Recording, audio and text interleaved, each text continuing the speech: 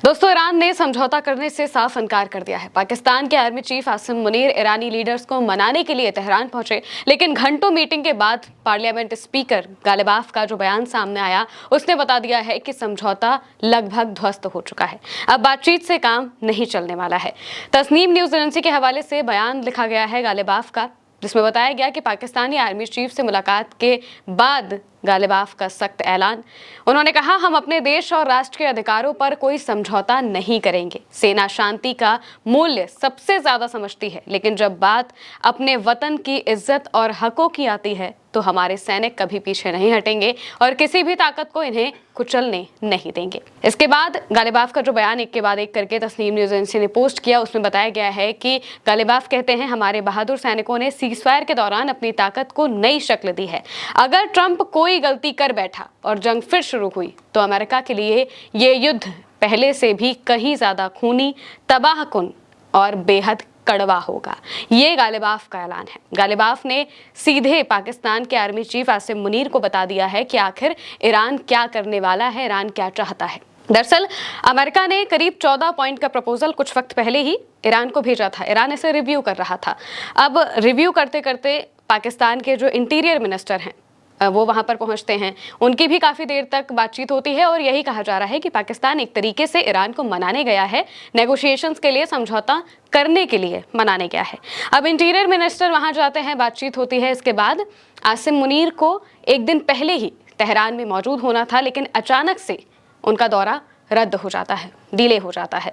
इसको लेकर कोई सफाई नहीं दी गई, लेकिन तभी कहा जा रहा था कि कुछ ही घंटों में अमेरिका हमला करने वाला था या अमेरिका हमले की बड़ी तैयारी कर रहा था। इस वजह से पाकिस्तान के आर्मी चीफ नहीं जाते हैं। उसके अगले दिन दोपहर तक पहुंचते हैं आसिम मुनीर और फिर बातचीत होती है इस पूरे मामले को लेकर। लेकिन इस बातचीत में सबसे पहले वो अब्बास ज़राक्ची से बात करते हैं। अब्बास ज़राक्ची जो कि ईरान के विदेश मंत्री हैं, उनसे काफ़ी देर तक बातचीत होती है। जितना समय निर्धारित किया गया था उससे भी ऊपर काफ़ी देर तक रात में बातचीत होती है।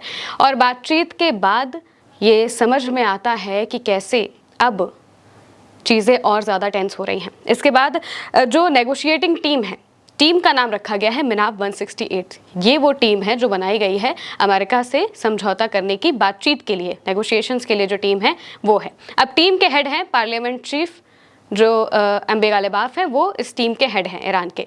अब हेड से जब बात करने के लिए आसिम मुनीर पहुंचते हैं, काफ़ी देर तक बातचीत होती है, काफ़ी अच्छी बातचीत होती है। लेकिन बातचीत में ईरान के पार्लियामेंट स्पीकर एमबी गालिबाफ ने साफ कह दिया है कि हम इस तरीके से समझौता नहीं करेंगे। अपने राष्ट्र के हितों को साइड में रख के या फिर अमेरिका के आगे झुककर कोई समझौता नहीं होगा। समझौता होगा तो सिर्फ और सिर्फ तब होगा जब हमारे हितों को माना जाएगा।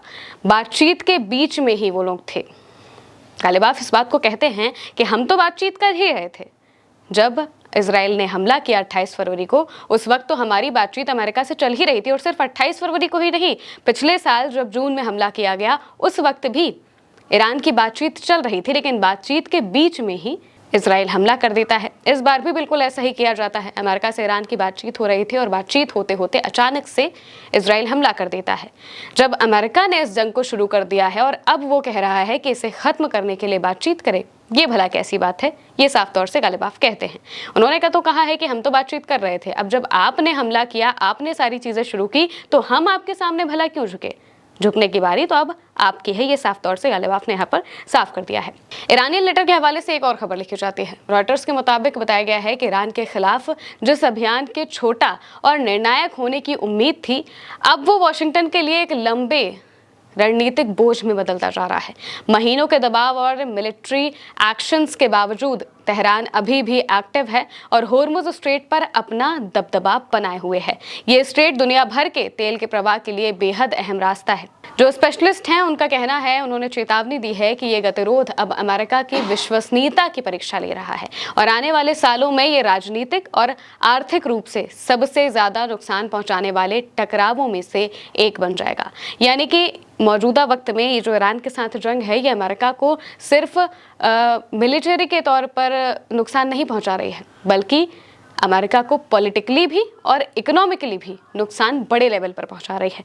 पॉलिटिकली नुकसान इसलिए पहुंचा रही है क्योंकि संसद में ट्रंप के खिलाफ कई बार इस जंग को लेकर सवाल जवाब हुए और यहाँ तक कि एक प्रस्ताव भी आया गया ट्रंप की मिलिट्री पावर को कम करने के लिए, जो ये बताता है कि कैसे पॉलिटिकली अमेरिका को भी और ट्रंप को भी इससे नुकसान हो रहा है। इसके अलावा इकोनॉमिक तौर पर अगर देखा जाए तो अमेरिका में चीज़ों की कीमतें लगातार बढ़ती जा रही हैं। तेल के प्राइस, गैस के प्राइस बढ़ रहे हैं और ये धीरे धीरे अमेरिका की जनता के अंदर सरकार के खिलाफ एक विद्रोह की स्थिति पैदा कर रही है। पहले भी हमने देखा कि कैसे ईरान जंग के खिलाफ लोगों ने प्रोटेस्ट किए थे और अब ट्रंप की रेटिंग गिरती जा रही है, ट्रंप के खिलाफ लोग हो रहे हैं और इसका सीधा असर, इस जंग का सीधा असर अमेरिका और ट्रंप के पॉलिटिकल करियर पर भी पड़ रहा है। और वहीं दूसरी तरफ अब गालिबाफ ने साफ कह दिया है कि भाई इस तरीके से तो समझौता नहीं होगा। अमेरिका सोचे कि वो धमकियां हमें दे दे, वो हमसे हमारी ताकत छीनने की बात करे, फिर भी हम आगे से झुक जाएं, ऐसा तो बिल्कुल भी नहीं होने वाला है। इस तरीके से समझौता नहीं होगा, ये बात साफ कह दी है।